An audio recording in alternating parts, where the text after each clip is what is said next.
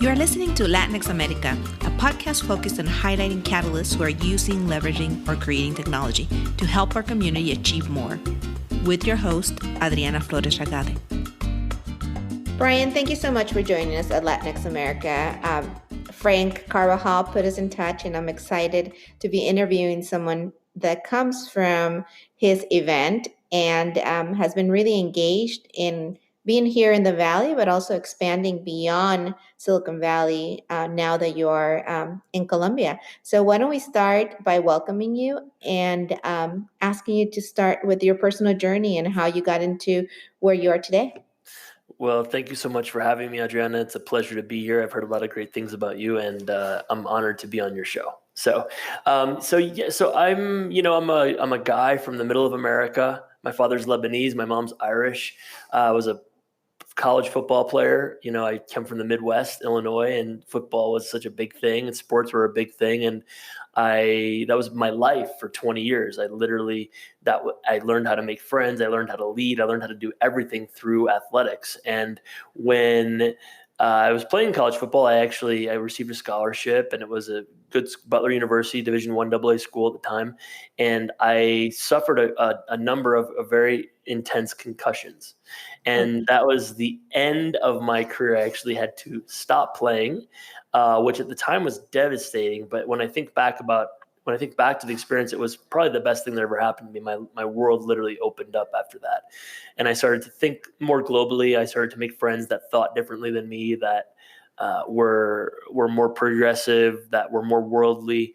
And they encouraged me to kind of explore different parts of the U.S. Initially. It was, one of my professors told me, why don't you head out to the coast and see if either of the coasts speak to you. And I first moved to San Francisco, taught for AmeriCorps for 1 year after college, loved it, and saw that there were a lot of really important things that the city government could do to help people live better lives. And so my goal was to become the mayor of New York City. And so I got an opportunity to go to law school at CUNY, City University of New York. And my plan was I'll go to CUNY and then I'll start my climb to become the mayor of New York City. So I moved to New York City. I went to law school at CUNY, graduated from CUNY. And in one of my summers in CUNY, I spent the summer in the Dominican Republic. I wanted to learn Spanish. That was really important to me. I loved Latin culture, but I wanted to be able to participate in it deeply. And so I spent almost 4 months living and working in an orphanage in the Dominican Republic with 125 kids. And they had the worst stories you could ever imagine. Left really literally for dead on the street, abandoned, abused, raped, just bad stories that were really hard to hear. And part of my job was that when I got there, I realized that there was this massive trash dump. There was probably 5 football fields worth of land behind the orphanage. The orphanage was in a very, very poor neighborhood in La Romana. And every night, people from all over the city would bring their trash, and they would dump it in this trash dump, in this field, and they would burn it.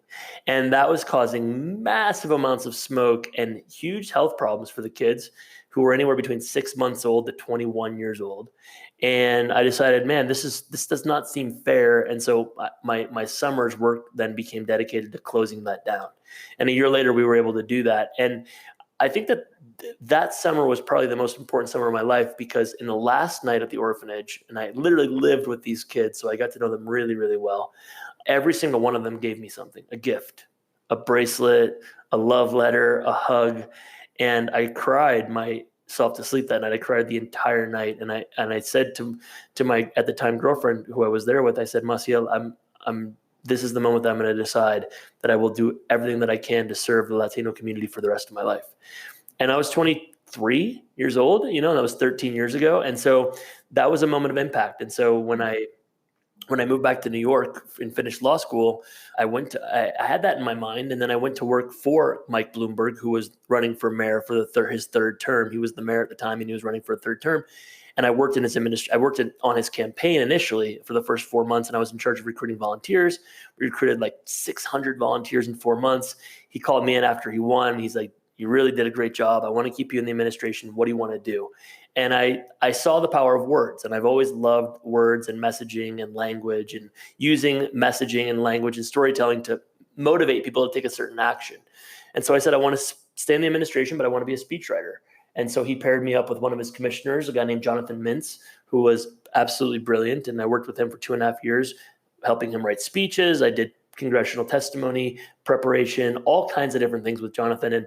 And I loved it. And I loved working in the administration. I loved Bloomberg. I loved Jonathan. It was a great, great, great job. Almost 3 years in that job. And then I decided, you know what? I have my own ideas. And I have a lot that I want to share. And I see the value of words. And at the time, it was clear to me I no longer wanted to be the mayor of New York City.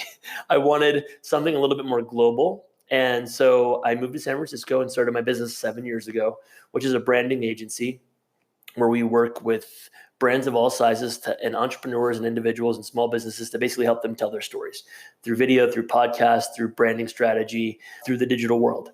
And I lived in San Francisco for many years, and then I moved to New York City. And I now live between New York City and Medellin, Colombia. We have a 100% bilingual branding agency where we do a lot of different things for a lot of different clients. And then a couple of years ago, I launched a project that it's very near and dear to me called Uniting the Americas, which brings Latino entrepreneurs. Initially, it was from Latin America to the US, and now it's open to all Latino entrepreneurs that have ideas to the US, to New York City, and to introduce them to different venture capitalists, angel investors, and executives at different companies where they can learn, the things that they want to learn to scale or push their business forward. So that's a little bit about me. So 3 things. First of all, I think De Blasio just announced that he's running, right, for 2020. So there's an opening there just in case you go back to initial goal.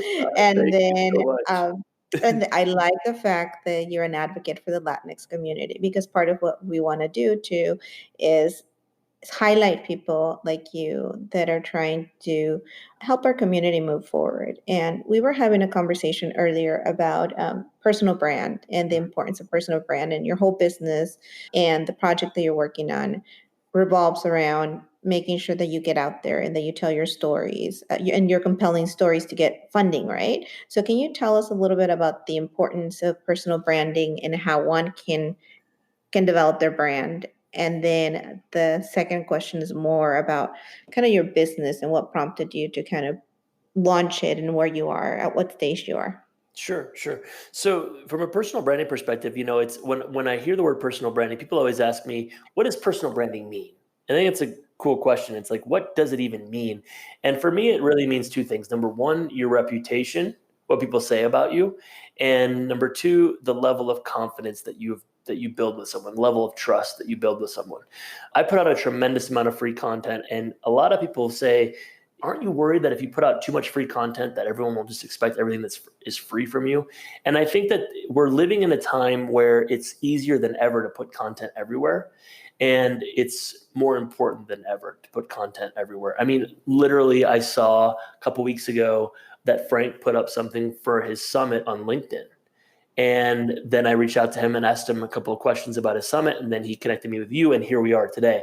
If he hadn't put those photos up, I probably wouldn't be talking to you today, right? And so sharing what I'm sharing with your audience and hopefully bringing you guys value and sharing different things that I have going on. And so, I just think that personal branding is so important. And so when I think through it from a level of how do you build trust and how do you build reputation, I think the best way to do it, and anyone that's listening that has any desire to build a personal brand, the most important thing for me is just be yourself.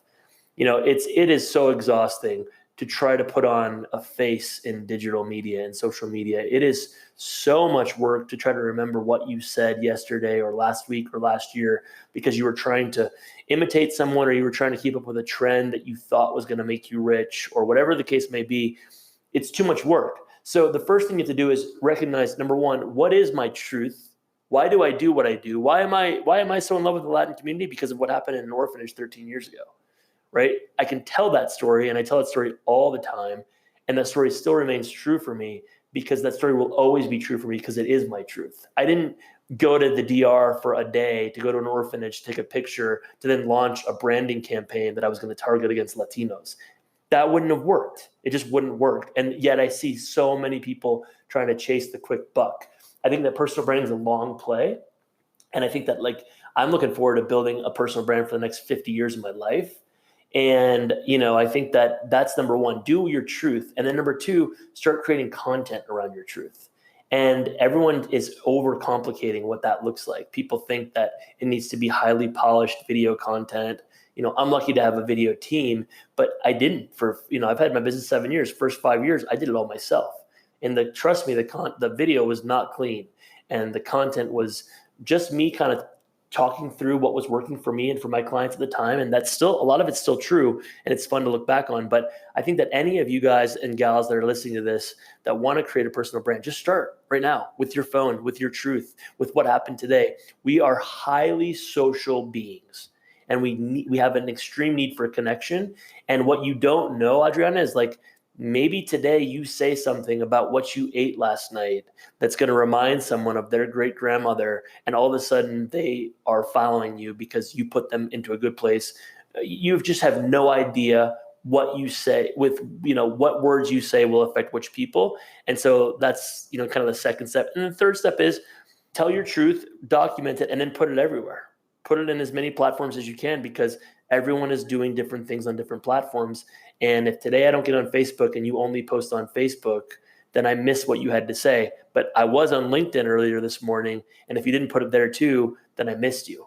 And maybe it was important. And maybe it was the thing that was either going to A, help me have a better life, or B, and what I see constantly, that's the thing that actually brings you business. A $5,000, $10,000, $100,000 contract, or the venture capital that says, who is that person? I really like that article that she put up this morning. Never heard of her. And then all of a sudden, with one view, I always say this, one view can change your entire life, personally or professionally. So give yourself a chance for that. Thank you, Brian. Let me ask you a question about branding for these entrepreneurs that you're taking around to New York City or Silicon Valley. Tell me about how you help them, if there's some coaching involved, and also talk to me about your competition or the program that you're launching next week. Sure. So I have a competition called Uniting the Americas. And I came up with this idea 2 years ago where I thought to myself, I have all these connections in the US.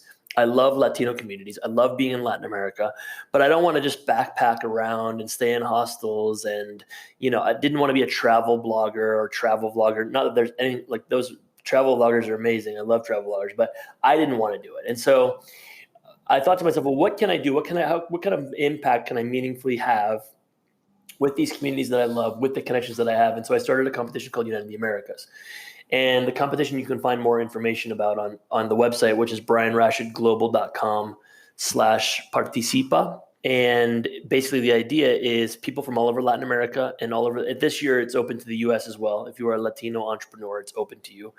And you apply. And it can be you have an idea in your head that you want to move forward. It can be you have a company or an idea or a product or service that's already in the market. And you want to just take it to the next level.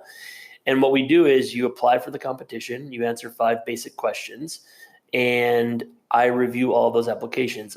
We've already launched it for this year. It actually closes on June 1st. So the launch happened in January. We're 4.5 months into it at this point. So if any of your listeners want to learn more and apply to win, they can go onto the site. And so what happens is I pick 2 winners. I invest in their company. I invest personally money into their companies.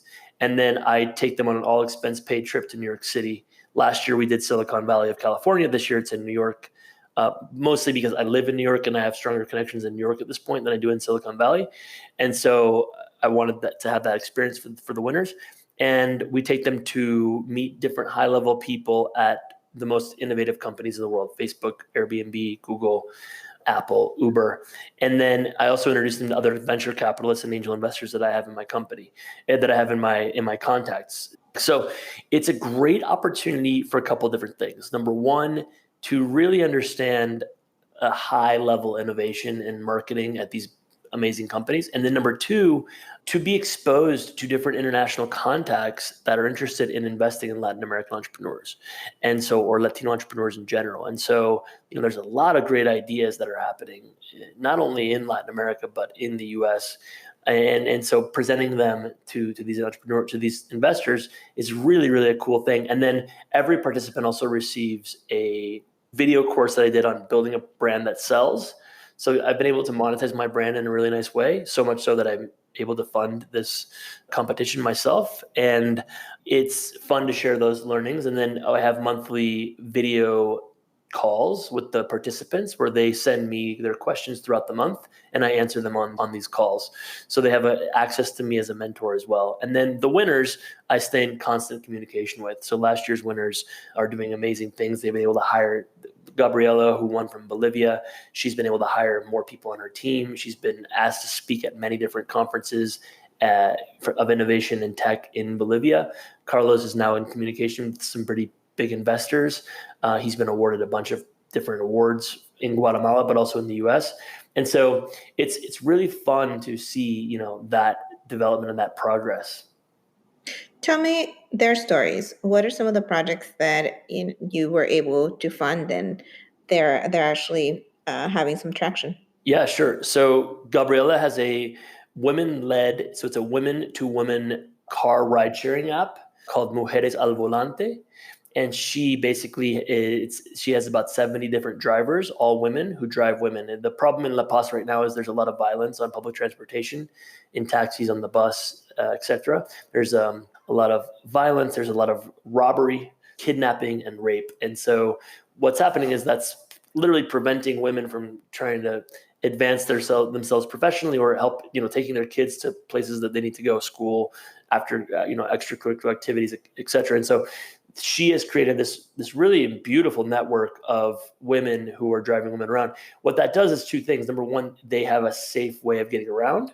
And then number two, it gives these other women that are driving side entrepreneurship income, and they can manage their time however they want, and they can have the flexibility of having a schedule. And so, she's just an incredible woman, an incredible leader, and she's a single mom herself. And these women that drive within her company are just very powerful women as well. That they love her and they believe in the mission. And then Carlos has a product called Llena Master, and Llena Master is basically a product that you can connect to your sink in your house if you live in rural parts of Guatemala. Porque what happens is in rural Guatemala, the government basically decides when the water comes on and when the water doesn't come on, and they ration that water. So it might be at 2:00 in the morning when the water comes on. If you're not awake and ready to capture the water at 2:00 in the morning, you lose water for the day. You don't have any water. Or alternatively, you go to work at 9:00 in the morning, and then the government turns the water on at noon. And so you leave your faucet on and you have buckets on the floor, and you hope that the amount of water that the government turns on is going to fill up the buckets and then turn off. But what usually happens is the government will leave the water on for a while. The water is all over your floor, and you have to actually pay for every bit of water that you use. So you've paid for all this water that you can't use. And so the system is really inefficient. And so Carlos developed this product that basically can detect when the water comes on and can signal to the sink when you have enough water in your house, and the product turns the sink off. So you don't have to be at home. You don't waste the water. And he's rock and roll. He's, like I said, he won a couple of big awards. Citibank actually gave him an award. And then he United the Americas, of course. And then he's now talking to some big investors who want to pay, who are interested in investing in more product and more prototype and figuring out how they can scale it more. Those two sound like very interesting projects, not just because they have a potential for growth, but because of their impact, because of that impact on that woman that feels safer in a being driven by a woman in a place where there's a lot of violence. And then you're talking about basic needs, and when Carlos's case, like water is such a basic need that we in the US take for granted, but it could make such a big difference. Let's go back to personal branding and personal growth. How do you stay sharp? How do you grow? What are some of the things that you do to continue not just increasing your network, but also your impact and your, I guess, self-care in a way? Yeah. So in terms of how do I stay sharp, there are things that I do, like, kind of like logistically, I try to sleep 8 hours a night. I try to drink a lot of water. I exercise. I have great people around me. I eat very, very clean, all plant-based diet. And so I think that really helps. All those things really help. In terms of motivation and inspiration, I'm pretty lucky because I'm one of these guys that wakes up really excited every day about all the things that are happening, and I have a very dynamic life. I mean, I have the United Americas project. I have a branding and marketing agency, which is highly creative. I'm a Fulbright specialist, so I'm building a project right now where we're going to be working with at-risk orphan children to help them figure out how to gain skills in this digital economy. I speak all over the world at conferences about branding. So how do I keep my content sharp? I basically just have a really dynamic life and I document a lot of it. I have a team that shoots a lot of videos of me living life. That's really fun. The other thing that I would say that I really love to do is I write down 10 ideas every day. When I'm at my best, Adriana, I'll tell you this, when I'm at my best, I write down 10 ideas every day. And the ideas can be about anything, like literally anything. 10 ways to make my mom smile today, for example. 10 ideas that I could pitch to Clean Canteen if I wanted to get them as a client. 10 ways to make my team feel more empowered. And what happens is 99% of the ideas are really, really bad ideas. And I never do anything with them. I literally mostly just throw the ideas away. But what happens is all of a sudden, a couple things happen. Number one, your brain is a muscle. And so when you start training it up every day, it responds as if your legs would respond if you're doing squats every day. It starts to get stronger and more agile. And that's really important when you build personal brand, because then you can have new, fresh ideas all the time. Second thing that happens is you start to see life a little bit more like a list of ideas. Like everything that happens starts to become like a list of ideas. So, okay, this conference room isn't available for this podcast with Adriana. What can I do? And then I literally have 10 ideas of other ideas that I could do to make sure that and so these are fun things to do. And they're fun things to do with friends and family and partners or whatever you're into that I think really, really help. And then the last thing I'll say is, and I mentioned it earlier, it's good people plus positive attitude. I mean, I think that I'm so grateful that I live this life that I live, and I've worked really, really hard to have it, and I continue to work really, really hard. I work constantly, but it's always from a state of gratitude that I get to do this, and I'm in a position where things are going well, and they weren't always going well, and that's also there's room for gratitude there. So that's what I'd say, and then continuously having conversations with people that are smarter than me. I think that's the last thing I'd like to say, and that I think it's really important. Like, if you consistently feel like you're the smartest person in the room, then you need to think through how you can get in front of people that will make you feel like, wow. And there's a lot of them, and no matter where you live in the world, there are a lot of them. So let's go back to feeling not as successful. Mm-hmm. Have you had a moment of failure or an example when you failed, and how did you kind of overcome that challenge? And what would you advise, just general advice for people that are dealing with failure or that are afraid to fail? Yeah, I mean, I fail all the time, like all the time, and that for me, first of all, if you're afraid to fail, let me start there. We'll work backwards. What would I tell people that are afraid to fail? I would tell them that you're probably afraid to fail because you're worried about somebody's opinion of you. And that's usually, and if you're really unlucky, the person that's closest to you in your life, your mom or your dad or your husband or your wife or your brother or your sister or your kid. Right. And so what the first thing you have to do is you have to, and I'm very aware that this is hard to do, but you have to stop worrying about what they think about you. And the best way to do that is either what I found is basically sit them down. So let's just run this through. Let's say it's my dad. I want to try something new. I believe in it a lot. I'm really scared of failing. And when I dig deep, it's like I'm scared of failing because I'm scared that my dad, who is basically, I'm just literally using a hypothetical example. My dad paid for all my college, and now I'm going to fail, and he's going to think that it was all for nothing. Okay. Mm-hmm. So I would sit down with my dad, and I would say, Dad, listen, I want you to know something. First of all, I love you, and I respect you, and I appreciate you. And I know that you just put me through college, and you spent $100,000 of your hard-earned money for that, and that means a lot to me. I'm about to do something that makes me very happy, that I'm very excited about, and I am so scared I'm going to fail. And I'm not so much scared that I'm going to fail for me. I'm scared that I'm going to fail for you. And so I want you to know that it would mean the world to me if you would support me in this effort, because the biggest hurdle and the biggest roadblock that I have at this moment is being scared to fail in front of you.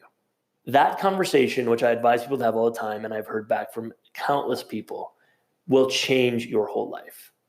And because what's going to happen is one of two things. Number one, dad is going to say, you know what, Adriana, I believe in you. Go for it.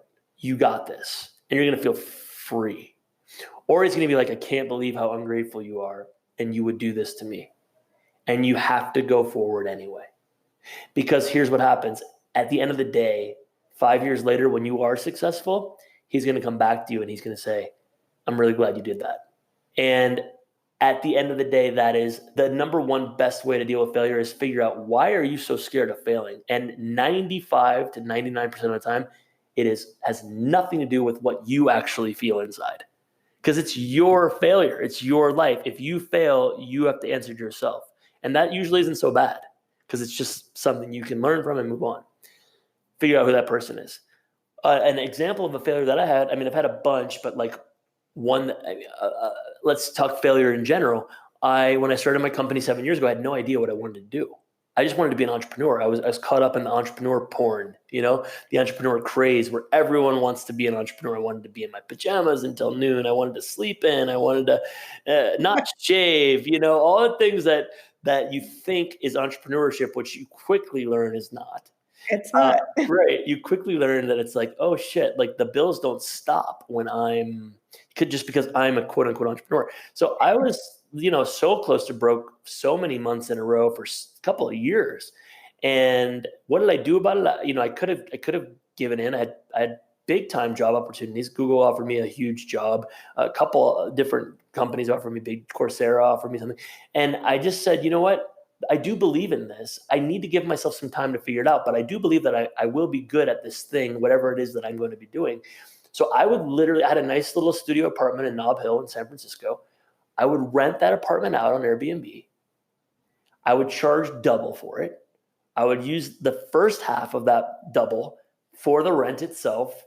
And then I would use the second half of that double to pay for my life and my business. And I did that. And I would go crash on friends' couches for sometimes months at a time, or rent really crappy rooms in Oakland for months at a time, while I used that money I made on my nice Nob Hill studio to stay in business until I figured out what the heck I was going to offer, And so, that's a failure. Other failures are, as a leader, now I have employees, I have a team. And one of the things that I'm struggling with a lot is letting go of control. I'm a control freak. I like to have my hand in everything. And so recently I started letting go of control, and I stopped watching every single thing that we did for clients. And one of our biggest clients left because we did a crappy job on some videos. That was a huge financial loss. Is it my fault? Yeah, it's 100% my fault. Is it a failure? Yes, it is. It was a big revenue loss for the company. What do I do about it? I just move forward. I now review them again, or I now empower my team more, or spend more time in training, and just know that some things are going to go wrong. And that's just part of it. It's like when you drive, sometimes you're going to get a speeding ticket, and you don't stop driving your car. You just, next time you become a little bit more careful. It's a great way to kind of learn from, in this case, kind of someone else's mistake too. So it wasn't just yours. Let's talk about success. What has been the best advice you've received from, whether it's professional or personal? And what did that do for you? I think the best advice I ever got, there are a couple. My dad, who I admire and love very much, said to me, it's never the wrong time to do the right thing. And I think that there have been so many times, and anyone that listens that has any experience in the business world knows that there have been so many times where a shortcut that I didn't really believe in would have made me a lot more money, or would have sped up my success, or sped up my exposure, or and it was not right, and it didn't feel right. And the people that wanted to give me money, I did not like, and I did not believe in. I mean, I remember being one time in a meeting with a guy that was offering me a couple $1 million if I did something corrupt, and I had access to all the people to do it, and I didn't do it. And I just kept thinking about my dad, it's never the wrong time to do the right thing. Doing the right thing is always the right thing. And, especially when you think about personal brand and reputation, that is important to me. I do make mistakes. I'm not perfect. No one's perfect, but I make a lot of mistakes. But I always make the mistakes with the intention of doing the right thing. And that makes those mistakes so much more easy to digest. And then the second piece of advice that I think was really, really instrumental for me was from a college professor of mine. And, my parents have never lived anywhere other than the place that they were born. All of my high school friends, basically none of them left. College friends, most all of those stayed in the Midwest. And I remember being in college, and my college professor told me, same one that said, why don't you head out west for a while? I think you'd really like San Francisco. And I said, I don't know. His name was Andy Levy. I said, I don't know, Andy. I think, it's like, all my friends are here. All my family's here. Like, I could have a good life here. I had great job opportunities in different law firms in Chicago. Life would be so good. And he looked at me, he said, you can always come back. And for some reason, that just really hit home. And he said, just go. You can always come back. And I think about that all the time. And I think that is really good advice, because so many people don't take a chance because they know what it is here. I love the idea of I'm a very expansive thinker. And so I'm always thinking about the way it could be while appreciating the way it is, but thinking about the way it could be. And I just think that when people ask me, hey, should I do this? I say, do you want to do it? I do. Why don't you? Reason A, B, C, D, E, and the response is always like, for me, you can always come back to that. And that also, you can see like the shoulders drop, like the pressure drop. So you can always come back. Well, you give advice to different groups, and you have speaking engagements worldwide. Mm-hmm. Tell us something that will be free content, free advice for those that are listening in terms of personal branding, resources that they could find helpful as they try to build their personal brand, whether it's to get a promotion or to launch their own venture. What would be something that you share worldwide that would be helpful for our audience? That's a great question. And I love how you asked the question from the perspective of both of an employee or a potential employee as well as an entrepreneur. I think it's a really smart way of thinking about it. A lot of people just think about personal brands like I have to have my own company. And that's also a huge mistake. So thank you for how you frame that up. I think that, the first thing that I would do is I would start writing and talking and communicating about things that I know. I think whenever I've never once looked at a resume for the 25 people that I've hired. I will never look at a resume. Your resume means nothing to me. You want to be on my video team? Send me 3 videos that you've done. You want to be a copywriter on our digital team? Send me 3 or 4 articles that you've written. So I think that the first thing is just start producing content. And this is something I'm very, very passionate about, because if you are spending time doing something, share it. I think that's something that we live in a culture that is so scared of everyone stealing your idea or stealing your identity or stealing your knowledge. But what we don't understand is, like, if you really got the knowledge, like I give every single one of your listeners 100% freedom to steal anything they want from me. You can go on my website, you can go on my social media, you can go on all my videos, any idea that I share, go ahead and steal it. And you can say it's yours. I don't care. Tomorrow I'll have 100 more ideas. You cannot keep an idea machine down. And so what's happening now is the better that you are at what you do, the more you should be sharing, not less. You shouldn't be hoarding it. You should be sharing it. Number one, because it's just good karma to share knowledge. But number two, you will be discovered and you will be rewarded. And I've seen it time and time and time again. So that's the first thing. I think, practical tips, LinkedIn articles, LinkedIn video, huge organic reach right now. I've had some LinkedIn articles go completely viral that have been great for business. Making videos on Facebook and Instagram and running ads against them, huge. Right now, Instagram story ads are massively helpful for our Uniting the Americas competition. It's like if you're watching Adriana's story, Adriana's a person you follow. You watch my story, it's a person you follow. And then all of a sudden the next story is, hey, you want to leave your job but don't know how? Swipe up to learn how. Someone has targeted you. You are an ad for that person. And this level of sophistication for Instagram and Facebook advertising is really, really high. So I'd spend 15, 20, 25 hours figuring out how you can advertise your product or your service on Facebook or Instagram. That's if you're an entrepreneur. And then if you're an employee, like the first thing I said, share articles, share knowledge, start giving free talks at different places about your knowledge. That way the company doesn't get mad at you. You're not representing the company. You're just sharing knowledge. And then recycle that content. One of the things that I'm really stoked about right now is that, and then before I even say that, when you start sharing content, don't worry about the number of views you get. Everyone's caught up on the number of views. I had one video that had 93 views lead to tens and tens and tens of thousands of dollars of business. Lots, right? And so start with a piece of content, put it up on one of the platforms, and then scale it. So if you put up a YouTube video, put up the video on Facebook, put up the video on LinkedIn, put up a 1-minute clip on Instagram, take out the audio of that video and put it up on as a podcast, write an article on LinkedIn about the video that you put up. And all of a sudden you're in 8 different places. All of a sudden you are literally scaling and recycling content to become a really well-known personal brand. And don't worry so much about the numbers for a different reason. If you are a niche brand, right? If you are selling CBD soaps, or if you are selling a business-to-business SaaS product, you really only need 100 to 200 relevant people, and your business will change. So there's 8 billion people in the world. You don't need to get to all of them. You need to get to a very select group of people. And I guess that's my last point, which is figure out who you're selling to. Figure out who you want to see your stuff, because there's a lot of people on Instagram right now. There's a lot of people on Facebook right now. There's a lot of people on LinkedIn. Who do you want to see your stuff? And then figure out ways to let them drive there.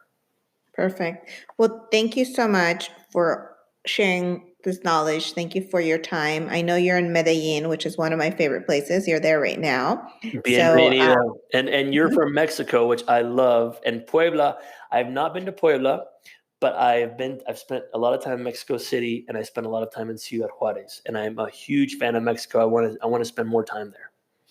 Well, Mexico City is just like 2 hours away from Puebla. So I know. It's una lástima that I've not been there yet. Yeah. Well, thank you so much for being an ally and a champion for our community, for everything that you're doing to help us move forward, or to help us help ourselves move forward too. Yeah. And you know what? You know what else I would say, Adriana? Like the last thing I'd like to leave everybody with is I see this a lot. I was on a podcast a couple of days ago, and the host asked me, what is the biggest advice that you have for the Latino community to continue to grow? And I think it's what I've seen in my own personal experience is a level of humility, which is a beautiful, beautiful thing. It's a great quality. But I think that when it comes to business, when you have a product or a service that you really believe in, don't be scared to sell it. Don't be scared to scream it from the rooftops. It doesn't make you arrogant. It doesn't make you full of yourself. It puts you in a position to live the life that you want to live. And that's the biggest difference I see when I'm in the US versus when I'm in Latin America. I live in New York part of the time, and in New York, everybody's trying to sell you everything, and there's no shame in that sale. And in Latin America, everything is like, ay, que pena, que pena, que pena. And it's like, no, there's no pena. Like, you believe in what you're selling. It's helping the world, and you owe it to yourself and to the world and to your family and to your income and to everything to scream it from the rooftops if you really believe in it. So get clear on why you're doing it. Believe in it from the bottom of your heart, and then sell it like crazy. And there is no problem with that. And I think that advice I've seen and people seem to connect with. So I hope that helps as well. Like, doesn't make you full of it. You can still be humble and a great business person. I fully agree. Thank you so much again, Brian. And we will be in contact in the future. Let us know how your competition goes. And I know that you're going to continue to do good work. So we look forward to reconnecting at some point in the future. Thanks, Adriana. Thanks for having me. Thanks for joining us today. Don't forget to follow us on Facebook at Latinx America and on Twitter at America Latinx, or email any questions or ideas to latinxamerica@gmail.com. Gracias y hasta la próxima semana.